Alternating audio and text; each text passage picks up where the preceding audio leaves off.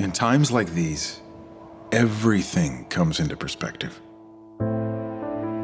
What we thought was important before seems irrelevant now. And what we took for granted all along grows more clear, meaningful, and vital. As we shut ourselves inside for the greater good, we start to see who the real heroes are. The heroes of today aren't wearing capes.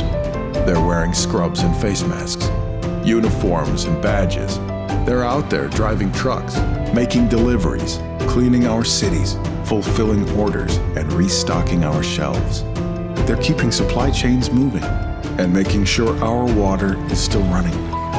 So even if it feels like darkness, they bring us the light. They're putting themselves at risk to do what needs to be done, to give us hope, to give us a fighting chance against this. The truth is, the world has overlooked them for far too long. But we know they're not just essential, they're fundamental. And right now, their dedication is the only thing keeping our world spinning. To all of these heroes on the front line, we see you, we hear you, we thank you.